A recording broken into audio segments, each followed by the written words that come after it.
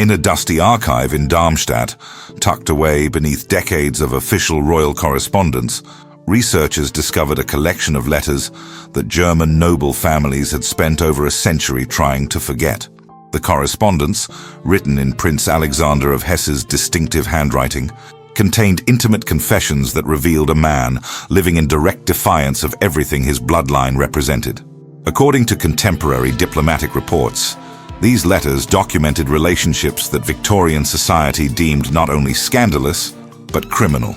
They told the story of a prince who chose love over dynasty, authenticity over survival, and paid the ultimate price for his courage. Prince Alexander, Ludwig, Georg, Friedrich Emil of Hesse was never meant to be remembered. Born in 1823 into one of Germany's most politically ambitious royal houses, he was expected to marry strategically, produce heirs, and serve as another ornament in the glittering machinery of European nobility. Instead, historians suggest he became something far more dangerous to his family's reputation, a man who refused to live a lie.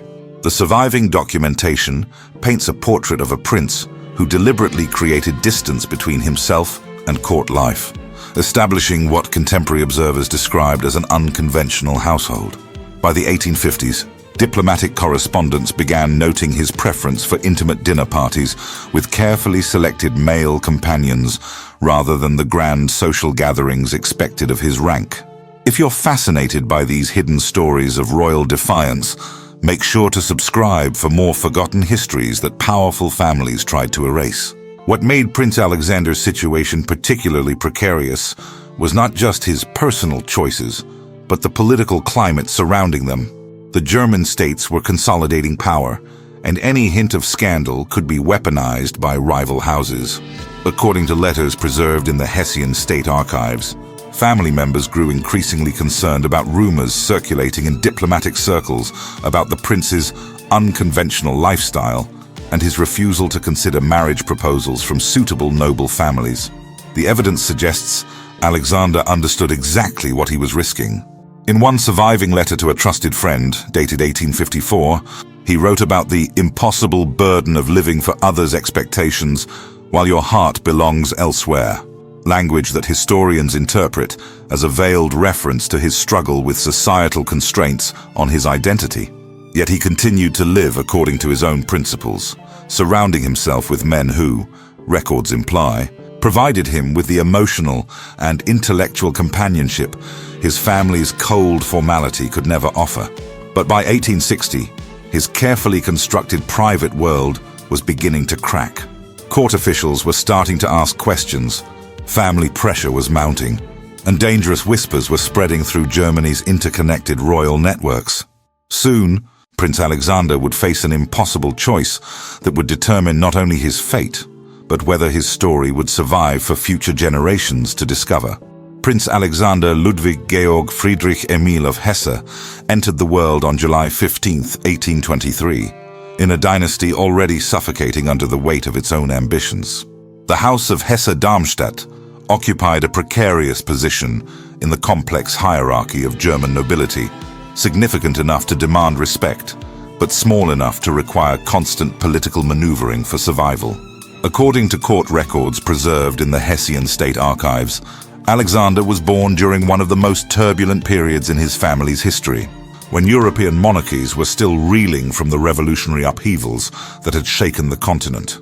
His father, Grand Duke Louis II of Hesse, ruled a territory that existed in the shadow of larger powers. Diplomatic correspondence from the period reveals a court obsessed with maintaining relevance through strategic marriages and careful political alliances. Every child born into this world carried the burden of potentially saving the dynasty through their eventual union with a more powerful house.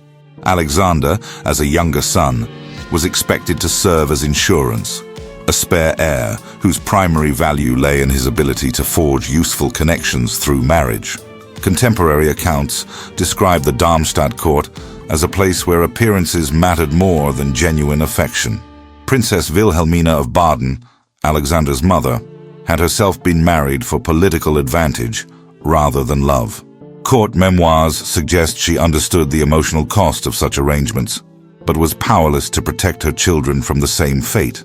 The royal children were raised by tutors and governesses who prioritized duty above all else, creating what historians describe as an emotionally sterile environment where personal desires were systematically discouraged. Education for German princes followed a rigid formula designed to produce compliant political tools. According to surviving curriculum records, Alexander's studies emphasized languages for diplomatic purposes, military strategy for alliance building, and religious instruction focused on obedience to divine authority. Personal interests or individual talents were considered dangerous indulgences that could interfere with dynastic obligations. The young prince was taught that his life belonged not to himself, but to the abstract concept of royal duty. Yet even during these early years, subtle signs emerged that Alexander might prove different from his brothers. Tutors' reports, preserved in family archives, occasionally mention his preference for literature over military exercises, his facility with languages that extended beyond political necessity, and what one instructor diplomatically described as his thoughtful nature, language that historians interpret as early evidence of introspection that would later put him at odds with court expectations. The German nobility operated on an unspoken understanding that personal happiness was a luxury royalty could not afford. Marriage was business, relationships were strategic, and emotional fulfillment was sought discreetly within carefully controlled parameters. Children were raised to accept this reality without question. Most succeeded in suppressing their individual desires beneath layers of protocol and duty. But by his teenage years, those closest to Prince Alexander were beginning to notice something that would eventually threaten everything his family represented. A young man who seemed incapable of accepting that his heart should belong to anyone other than himself. By 1845, Prince Alexander had reached his majority and was expected to assume the public responsibilities that came with his royal status. Instead, according to contemporary observations recorded in diplomatic dispatches, he began what court observers diplomatically termed his period of withdrawal. Rather than embracing the social obligations of German nobility, Alexander appeared to be deliberately creating distance between himself and the traditional expectations of his rank. The evidence suggests this retreat was not born of laziness or disinterest in public service, but from a growing awareness that conventional court life could never accommodate his authentic self. Letters from family members, preserved in the Hessian archives, express concern about his reluctance to attend formal social gatherings where suitable marriage prospects might be encountered. His sister wrote to their mother in 1846, noting Alexander's preference for quiet evenings with a select few rather than the grand entertainments that befit his station.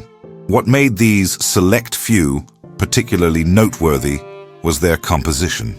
According to records maintained by the court chamberlain, Alexander's closest companions during this period included several young men who shared his intellectual interests but lacked the noble bloodlines typically associated with royal friendship. Among them were aspiring poets, musicians, and scholars who found in the prince both patronage and what correspondence suggests was genuine affection. Historians who have studied the surviving documentation describe these relationships as representing Alexander's attempt to create an alternative family structure, one based on emotional connection rather than political utility. The prince appeared to be constructing a private world where he could experience the intimacy and understanding that the rigid protocols of court life made impossible within his biological family. If you're captivated by these stories of royal rebellion against impossible expectations, make sure to subscribe and tell me in the comments what part of this story shocks you the most so far. And if you're enjoying this documentary, make sure to subscribe for more hidden histories like this. Contemporary accounts suggest Alexander's household during this period operated according to principles that shocked traditional observers. Guests reported informal dinner conversations where rank mattered less than wit, where intellectual discourse replaced the careful political maneuvering typical of noble gatherings, and where the prince appeared more relaxed and animated than he ever seemed in official court settings. The transformation was not lost on those who knew him well. A family friend, writing in his private diary, preserved at the Darmstadt State Library, observed that Alexander seems to bloom in the company of his chosen companions in a way that formal society never permitted. The language suggests someone finally able to express aspects of his personality that had been carefully suppressed during his youth. But this careful construction of an authentic private life was becoming increasingly difficult to maintain. By 1850, diplomatic correspondence indicates that rumors about the prince's unconventional household arrangements were beginning to circulate beyond Hesse's borders.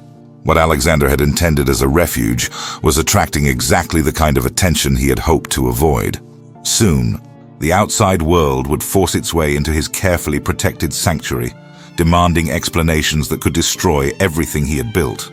The increasing scrutiny of Prince Alexander's private life forced him to seek refuge beyond the immediate reach of Darmstadt's court observers. According to travel records preserved in the Hessian State Archives, beginning in 1851, Alexander established what he termed study retreats in smaller German cities, where his presence attracted less diplomatic attention.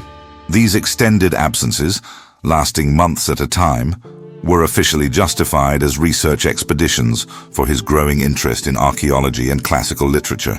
However, correspondence between Alexander and his trusted companions reveals these retreats served a far more personal purpose.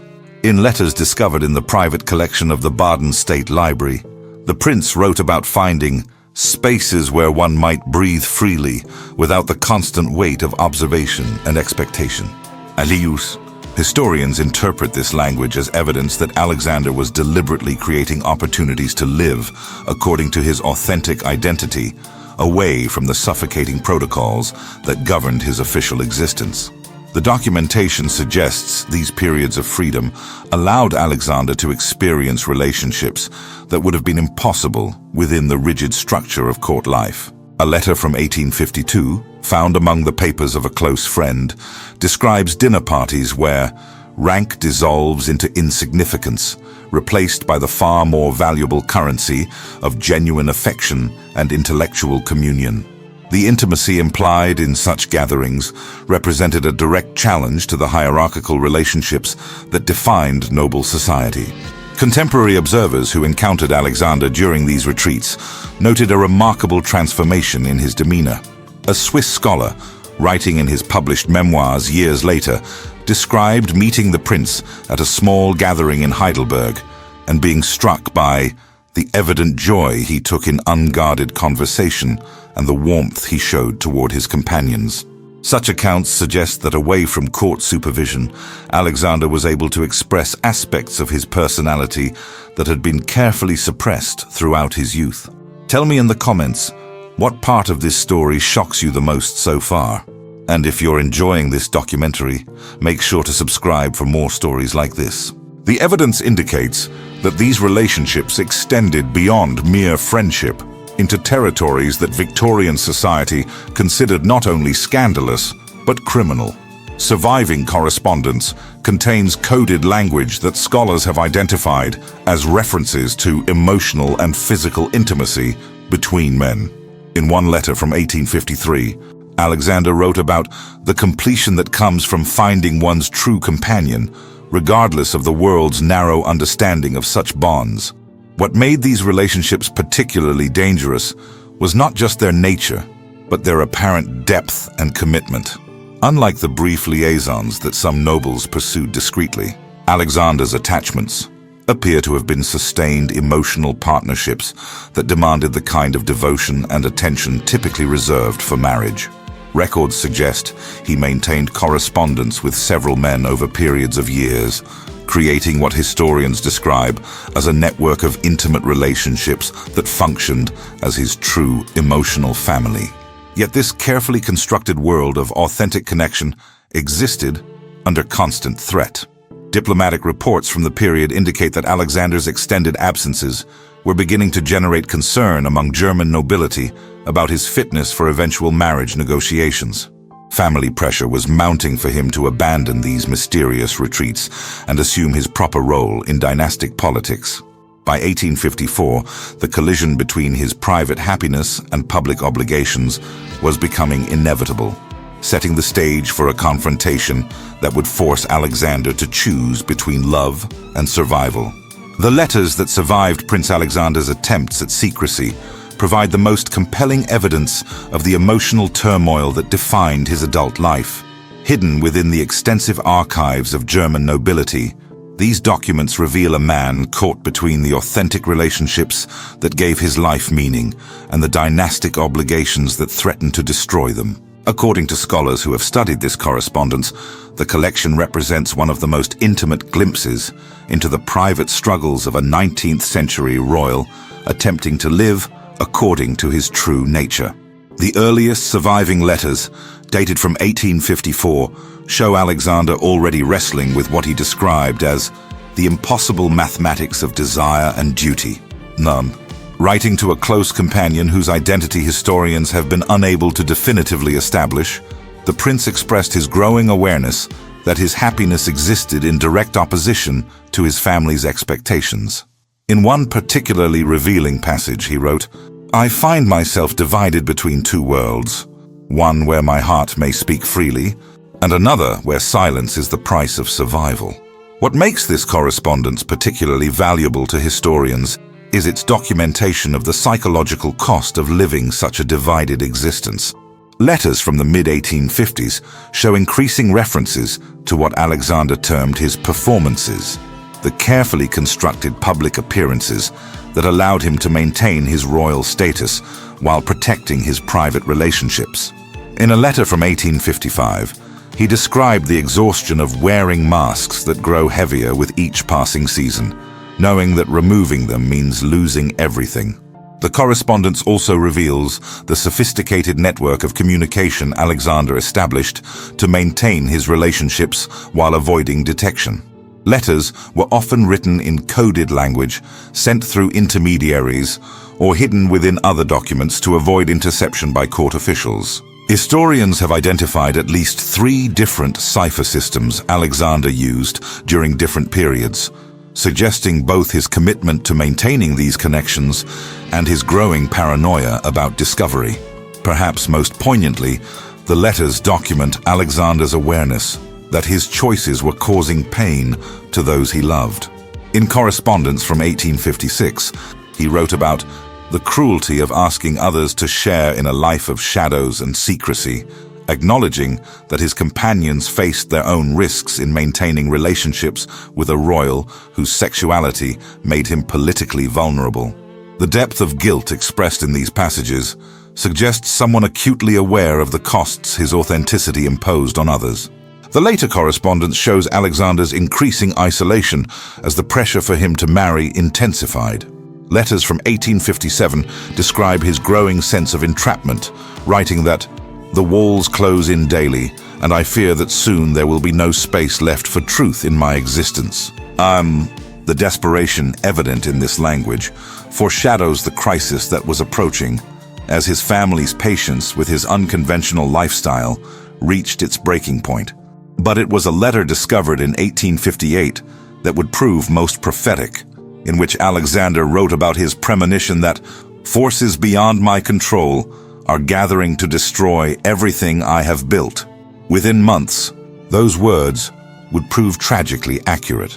By 1858, the carefully maintained privacy that had protected Prince Alexander's unconventional lifestyle was beginning to crumble under the weight of accumulated observations and growing political pressures. According to diplomatic correspondence preserved in the Bavarian State Archives, representatives from various German courts had begun exchanging subtle inquiries about the Hessian prince's prolonged absences and his apparent reluctance to engage in the marriage negotiations that defined noble diplomacy of the period. The first documented evidence of official concern appears in a letter from the Saxon court to Grand Duke Louis II, dated March 1858. The correspondence, written in the carefully diplomatic language used for sensitive matters, expressed confusion about Alexander's continued unavailability for social engagements where connections beneficial to both our houses might be explored. The language suggests that Alexander's reputation for avoiding marriage discussions had spread beyond Hesse's immediate political sphere. What made these inquiries particularly dangerous was the context in which they occurred. The German Confederation was entering a period of increased political consolidation, and any perceived weakness in a ruling family could be exploited by rival houses. Contemporary political analysis shows that questions about a prince's fitness for dynastic responsibilities were not merely personal concerns, but potential weapons in the complex power struggles that defined German politics.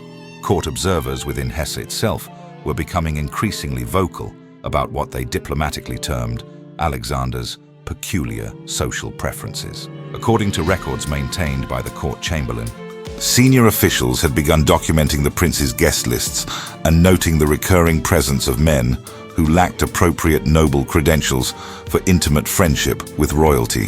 One report from late 1858 specifically mentioned concern about the nature and intensity of attachments that appear to exceed the bounds of conventional masculine friendship. The evidence suggests that Alexander's family initially attempted to address these concerns through indirect pressure rather than direct confrontation. Letters between family members, discovered in the Darmstadt archives, show increasingly frequent suggestions that the prince might benefit from wider social engagement and the stabilizing influence of appropriate marriage considerations, i.e., the delicate language indicates a family struggling to address a problem they could not openly acknowledge.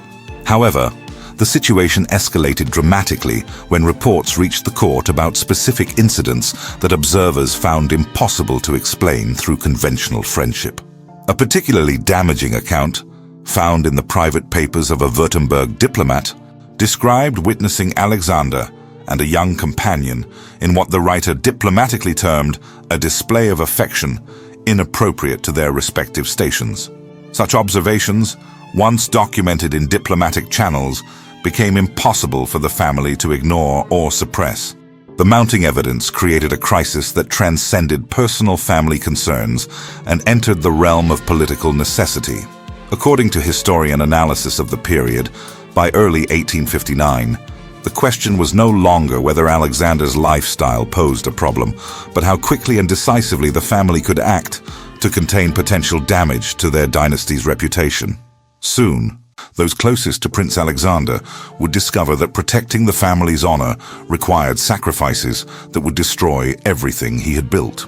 The crisis that had been building around Prince Alexander's unconventional lifestyle reached a breaking point in the spring of 1859, when his family launched what court records describe as a coordinated campaign to force his compliance with dynastic expectations.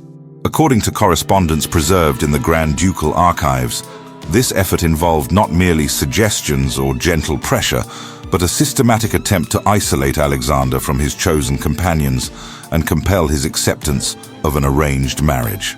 The campaign began with what appeared to be routine family requests, but quickly escalated into something far more coercive. Letters from Grand Duke Louis II to his son, dating from April 1859, show an increasingly demanding tone regarding Alexander's immediate attention to matrimonial considerations. Though what made these communications particularly threatening was their emphasis on the political consequences of continued delay, with the Grand Duke explicitly connecting Alexander's personal choices to the stability of their dynasty's position within the German Confederation. Contemporary accounts suggest the family employed multiple strategies to break Alexander's resistance.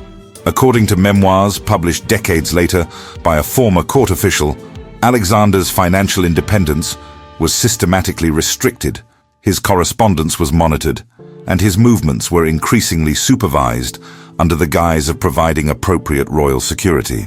These measures effectively transformed his privileged position from freedom into a form of elegant house arrest. The psychological pressure was equally intense. Family correspondence reveals attempts to convince Alexander that his lifestyle was not merely personally destructive, but actively harmful to those he claimed to care about. In one particularly manipulative letter from his mother, preserved in the family archives, Princess Wilhelmina argued that Alexander's selfish pursuit of inappropriate attachments was destroying the prospects of his siblings and threatening the welfare of their subjects who depended on the dynasty's political stability. Perhaps most cruelly, the family appears to have used Alexander's own compassion against him by threatening consequences for his companions. Documents suggest that several of the men in Alexander's circle faced sudden career difficulties, financial pressures, or social ostracism that could be traced to their association with the prince.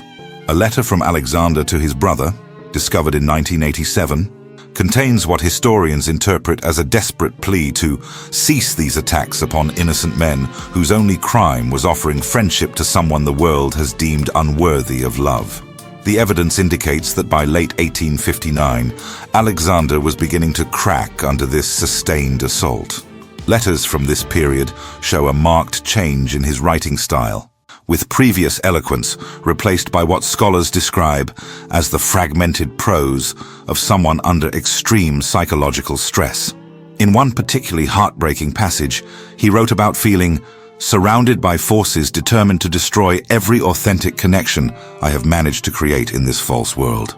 The campaign reached its climax when the family presented Alexander with an ultimatum that would force him to choose between his principles and his survival. Soon, he would discover that some choices, once made, could never be undone. The ultimatum that Prince Alexander's family delivered in December 1859 was as simple as it was devastating. Accept an immediate engagement to Princess Marie of Saxe-Altenburg, or face complete severance from the House of Hesse, including loss of title, income, and family recognition. According to documents preserved in the Saxon State Archives, the marriage proposal had been negotiated in secret over several months, with Princess Marie's family believing they were rescuing their daughter from spinsterhood rather than participating in what amounted to a desperate damage control operation. What the family had not anticipated was Alexander's response. Rather than submitting to their demands or accepting quiet exile, the prince made a choice that would create exactly the scandal they had worked so desperately to avoid. In January 1860, according to court records discovered in the 1970s, Alexander appeared before a gathering of German nobility at a diplomatic reception in Frankfurt and publicly declined the marriage proposal in terms that left no doubt about his reasons for refusal. Contemporary accounts of that evening, preserved in multiple diplomatic reports, describe a moment of stunned silence as Alexander declared that he would not perpetuate the lie that marriage can transform a man's fundamental nature, and that he refused to condemn an innocent woman to a union built on deception and despair. The language was coded enough to maintain plausible deniability, but clear enough that every observer understood exactly what he was confessing. The immediate aftermath was catastrophic for all involved. Princess Marie's family withdrew from the engagement within days, citing irreconcilable differences in what diplomatic correspondence reveals was actually profound humiliation at their daughter's public rejection. The Saxon court demanded explanations that the House of Hesse could not provide without confirming the very rumors they had sought to suppress. Perhaps most damaging was the reaction of other German noble families who found themselves forced to choose between maintaining diplomatic relations with Hesse and protecting their own reputations from association with scandal. Letters between various courts, preserved in multiple archives, show a rapid deterioration in the political relationships that the Grand Duke had spent decades cultivating.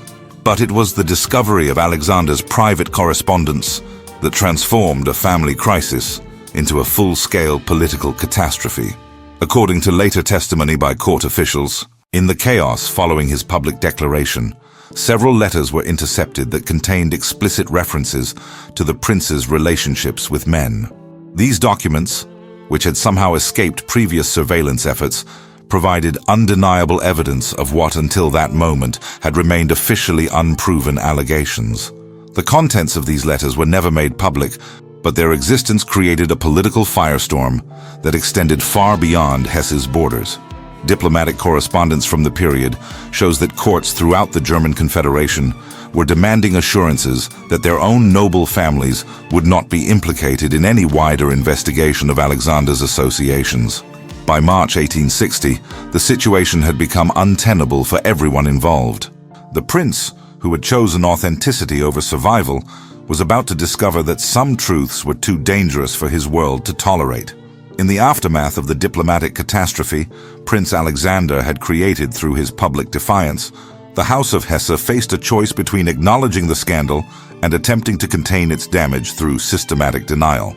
According to records discovered in the Bavarian state archives decades later, Grand Duke Louis II chose the latter option, initiating what historians now recognize as one of the most comprehensive efforts to erase a royal family member from official history ever attempted in 19th century Germany. The campaign began with Alexander's immediate removal from all public functions and court ceremonies. Court records from April 1860 show that his name was systematically deleted from guest lists, ceremonial programs, and official documentation. Where his presence had previously been expected and recorded, archives now contain blank spaces or hasty corrections that suggest deliberate alteration of existing documents. More disturbing was the fate of Alexander himself. According to fragmentary correspondence discovered in the 1980s, the prince was essentially placed under permanent house arrest at a remote family estate in the Rhineland. Contemporary accounts suggest this was not formal imprisonment, but rather a form of comfortable isolation designed to prevent any further public appearances that might revive the scandal. A letter from a family friend, found among private papers donated to the Marburg State Archives, described visiting Alexander in 1861 and finding him greatly changed, as if some essential spark had been extinguished. The erasure extended beyond Alexander's immediate circumstances to encompass his entire adult life. Family genealogies were revised to minimize references to his existence, official portraits were removed from public display, and correspondence mentioning him was either destroyed or heavily redacted. According to archival research conducted in the 1990s, even private family letters from this period show evidence of systematic editing, with Alexander's name frequently scratched out or replaced with vague references to family difficulties. Perhaps most tragically, the men who had been part of Alexander's intimate circle also faced consequences designed to eliminate any trace of their association with the prince.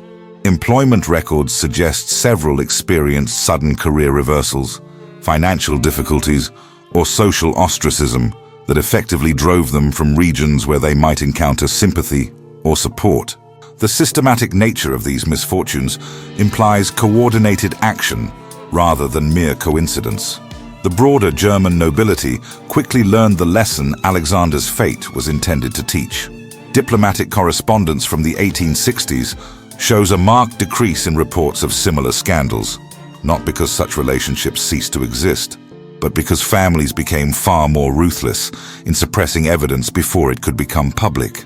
The prince's courage in choosing authenticity had inadvertently created a climate of increased surveillance and repression for others facing similar struggles. By 1865, the erasure appeared complete. Official records suggest Alexander had effectively ceased to exist as a public figure, mentioned only in the most basic genealogical contexts, and never in connection with any activities or relationships that might revive uncomfortable questions. The House of Hesse had successfully transformed a living prince into a historical footnote. But as Alexander himself would soon discover, some forms of death are more merciful than others, and the limbo to which his family had condemned him would prove more devastating than any scandal could have been. Prince Alexander of Hesse spent the final decade of his life in what can only be described as a form of elegant purgatory. According to the sparse documentation that survived his family's systematic erasure efforts, he lived quietly at the estate in the Rhineland until his death in 1888, maintaining the outward appearance of comfortable retirement while effectively disappearing from the historical record. The few visitors who saw him during these years, their accounts discovered in private papers donated to various archives in the 20th century, described a man who had aged far beyond his years, as if the weight of living as a non-person had consumed whatever vitality remained to him. The circumstances of his death, like so much of his later life, were deliberately obscured by his family. Official records indicate only that Prince Alexander died quietly of natural causes, was buried in a private ceremony, and left no significant estate or papers. What this sterile language concealed was a tragedy that extended far beyond one man's fate to encompass the broader cost of a society that demanded conformity at any price. For over a century, Alexander's story remained exactly where his family intended, buried beneath layers of official silence and deliberate forgetting. But beginning in the 1960s, as attitudes towards sexuality began to evolve and archival research became more sophisticated, historians started uncovering fragments of evidence that previous generations had either ignored or actively suppressed. The letters discovered in dusty archives, the diplomatic correspondence that revealed the political dimensions of his downfall, and the testimonies of those who remembered him began to coalesce into a portrait of remarkable courage in the face of impossible circumstances. Modern scholarship has revealed Prince Alexander as representative of countless individuals whose authentic identities were sacrificed to preserve systems built on exclusion and control. His story illuminates the devastating personal cost of societies that force their members to choose between survival and authenticity, between family acceptance and emotional truth.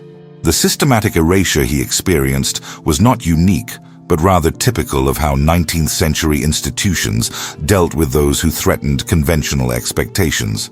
Perhaps most importantly, Alexander's legacy lies in his refusal to accept the false choice his world demanded.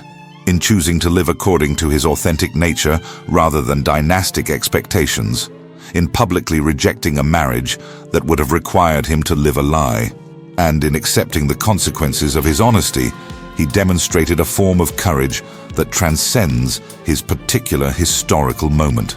He paid an enormous price for this authenticity, but his example provides inspiration for anyone struggling to live truthfully in systems designed to suppress individual identity.